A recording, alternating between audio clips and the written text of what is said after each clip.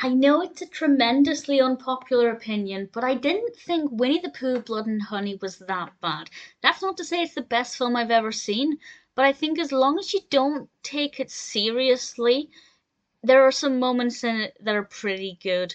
So there are some bits that are actually quite fun, when some horrors are so cheesy that they're actually entertaining, perhaps for the wrong reasons, but then as long as a film is enjoyable for whatever reason, it's still fitting a purpose. Now, I will point out I am a big Winnie the Pooh fan. I'm actually currently, for nostalgia purposes, reviewing all of the new Adventures of Winnie the Pooh episodes, so watching this now for me is very timely.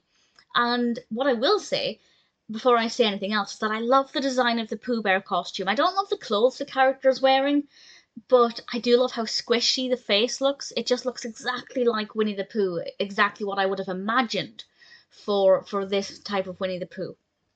Now, obviously, this film exists to capitalise on the fact that the majority of Winnie the Pooh is no longer in copyright. There are some characters and things that were introduced slightly later that are still in copyright, but generally it's a bit of a free-for-all.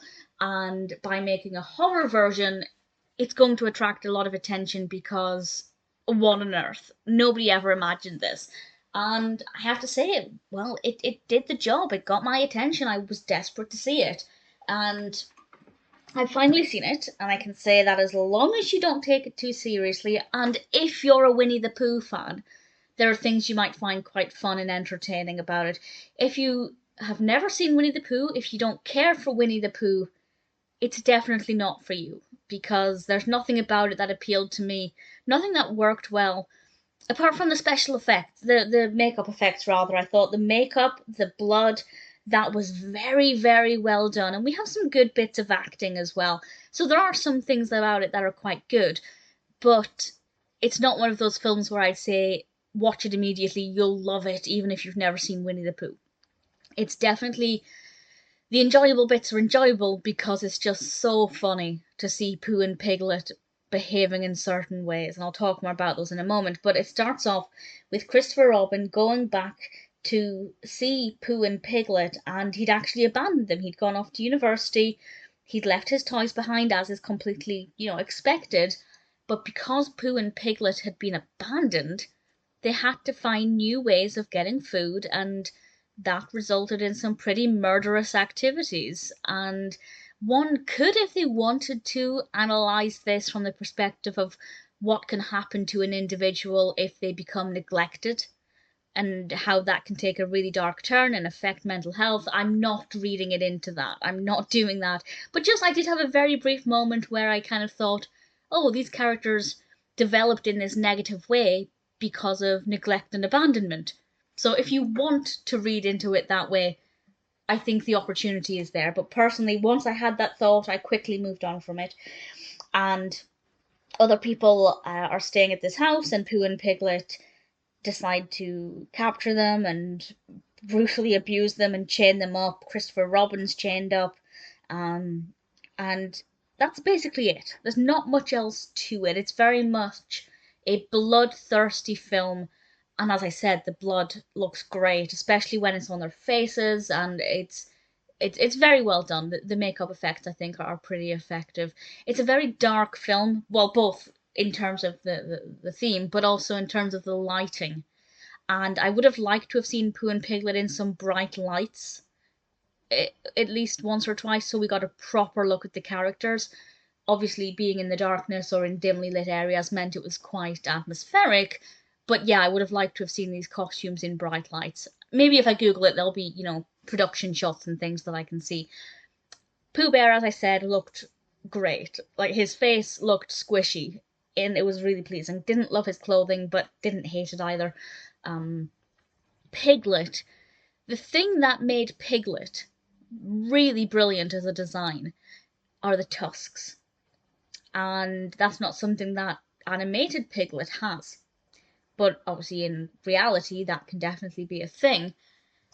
So I feel like it was a nice, unexpected addition to Piglet's physical appearance that really gave him an edge. And the sound effects of Piglet snuffling and snorting and snarling were so good. I have to give this film credit in various places.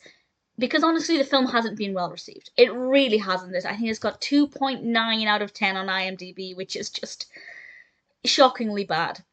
But honestly, there are things about it that are pretty good. And I honestly don't think, while I think everybody worked hard on it because there are things that are good, I don't think the film took itself seriously. I don't think they created this to be a groundbreaking horror that would terrify people to the bones and make them rethink their childhood nostalgia. I don't think that was the intention. I think they wanted to have fun with it. It is fun if you're a Winnie the Pooh fan. If you're an adult Winnie the Pooh fan, it is an 18. It's definitely not for children. It will mentally scar children who are fans of Winnie the Pooh, or not, in fact. Even if they're not fans of Pooh Bear, it will mentally scar them, I think.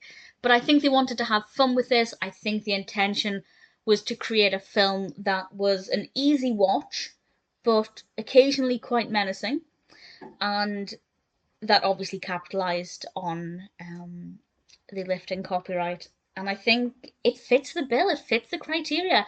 I'm a big horror fan. Horror is my favourite genre. I know what I like. This is not a scary film, but it is quite creepy at times. Mostly Piglet. It's Piglet's the noises of Piglet, the physical appearance of his face. And I just think it was fun. It was entertaining, maybe for the wrong reasons, I don't know, but I saw the rating on IMDb before I watched this, and I wasn't expecting much. But I have to say there are some good things about it. The bit where there's a close-up of Pooh Bear eating honey, and he's basically going to town on his honey-slathered fist, and it's disgusting. It's really gross, and it's not at all like you would get in the child-friendly animations. So there are things about it that I liked, things that I thought were quite well done. It's not the best film to ever exist, but if you grew up with Winnie the Pooh and you love horror and you like kind of cheesy horrors that have some good bits but generally is something you can watch that's quite easy to watch and doesn't need to be taken too seriously, honestly, Winnie the Pooh, Blood and Honey is not too bad. If you've been thinking of watching it but have been putting it off, give it a go. I think there'll be some things in it that you think might work well, and generally, yeah, these are images that I'm not going to get out of my head for a very long time, and that's a sign that the film has done something right.